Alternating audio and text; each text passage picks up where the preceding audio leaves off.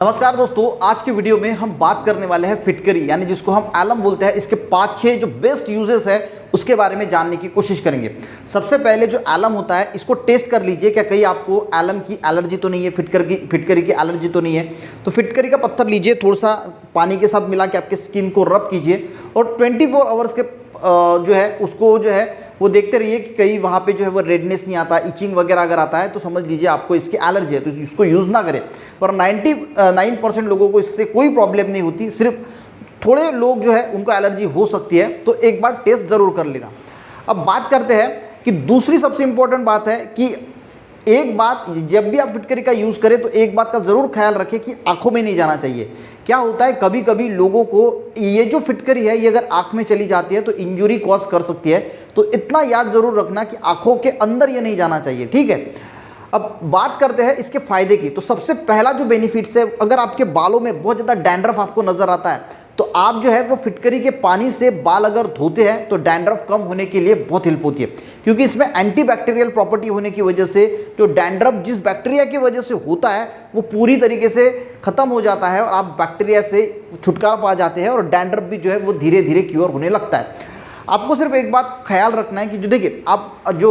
फिटकरी का पानी है उसमें फिटकरी का जो पाउडर होता है वो थोड़ा सा मिला लीजिए। थोड़ा सा पाउडर अगर मिलाते हो वो फिटकरी का पानी बन सकता है, या फिर बड़ी फिटकरी है इसको जो है वो 2-3 मिनट जो है वो पानी में डुबो को रख दीजिए, फिर उसको निकाल लीजिए, फिटकरी का पानी बन जाएगा। उसके आपको जो है वो बालों को वॉश करना है। इतना याद रखना है कि फिटकरी में एस्ट्रिंजेंट प्रॉपर्टी होने की वजह से बहुत ज़्यादा बाल जो है वो धोने के बाद ड्राइनेस आती है, तो उसके बाद नारियल तेल जरूर लगाइए या कोई भी अच्छा तेल जो आपके बालों को अच्छी तरीके से मॉइस्चर करता हो, क्योंकि उसके बाद फिटकरी के पानी से मैंने जैसे बताया कि ड्राइनेस बहुत आता है। दूसरे अगर फायदे की बात करें तो मुंह ओरल जो हेल्थ है उससे रिलेटेड जितनी भी चीज़ें हैं, देखिए ओरल हेल्थ में अगर आपको माउथ का अल्सर है तो आप जो है वो फिटकरी के पानी के गराले कर सकते हैं या फिर गुल्ला कर सकते हैं, वो आपको फ़ायदा देगा। अगर दांतों में दर्द रहता है, दांतों से जुड़ी समस्या है, तो वो फिटकरी का पानी आपको फ़ायदा कर सकता है। दांतों में अगर आपको दांत जो है वो लंबे समय तक मजबूत रखना चाहते हैं तो आप सिंपली क्या कर सकते हैं, जो भी टूथपेस्ट आप सवेरे ब्रश करने के वक्त यूज़ करते हैं उस पर थोड़ा सा जो है वो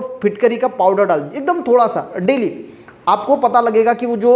जो कसाव है वो आने लगता है दांतों में, और जो कैविटी वगैरह लगती है जिसको हम दांत सड़ना वगैरह बोलते हैं वो भी जो है वो आपके दांतों के साथ नहीं होगा। लंबे समय तक आपकी दांतों की जो है वो हेल्थ अच्छी रहने के लिए मदद होगी। उसी के साथ अगर किसी को सोर थ्रोट है यानी गले में अगर कोई प्रॉब्लम है, खांसी वगैरह भी है, तो आप गराले कर सकते हैं। इससे आपको सोर थ्रोट जो है उसमें भी जो है वो बहुत फ़ायदा मिलेगा। यानी ओरल हेल्थ जितनी भी प्रॉब्लम्स है ना वो सारी की सारी जो है वो आपकी फिटकरी के पानी से गराले करने से या गुल्ला करने से जो है वो ठीक हो सकती है। इसके बाद अगर तीसरी बेनिफिट की बात करें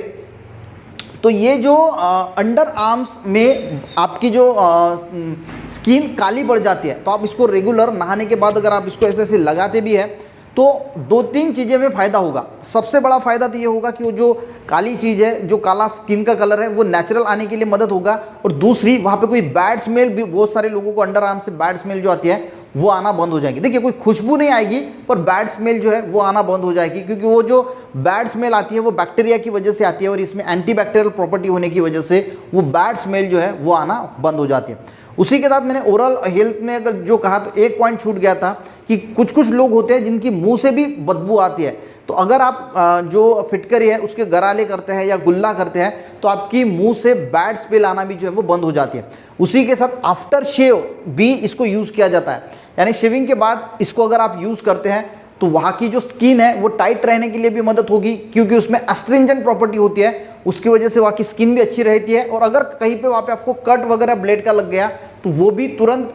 अच्छा होने के लिए ये बहुत हेल्प करता है। और बॉडी पे कहीं पे भी अगर आपको कट होता है तो आप वहाँ पे जो है वो फिटकरी लगा सकते हैं, या फिटकरी का पाउडर जो है या फिर वो भी लगा सकते हैं, या भी जो अम्बी हड़द आती है, अम्बी हड़द का नाम आपने सुना होगा, इसको जो है वो पानी के साथ किसी पत्थर पे घिसिए और थोड़ी तुरटी जो है यानी जो फिटकरी है वो भी उसके साथ घिसिए और वो किसी जख्म पे लगाइए, वो तुरंत ही आपको दिखेगा कि 1-2 दिन में ही जो है वो अच्छा होना ठीक हो जाएंगे, और तुरंत उससे ब्लड अगर आ रहा है तो वो भी रुक जाता है। अगर कहीं पे सूजन वगैरह आ चुकी है, आप कहीं गिर चुके हो, वहाँ पे आपकी स्वेलिंग वगैरह है, तो उसी तरह आंबी हड़द जो होती है उसको जो है वो पानी के साथ थोड़ा घिसिए और उसमें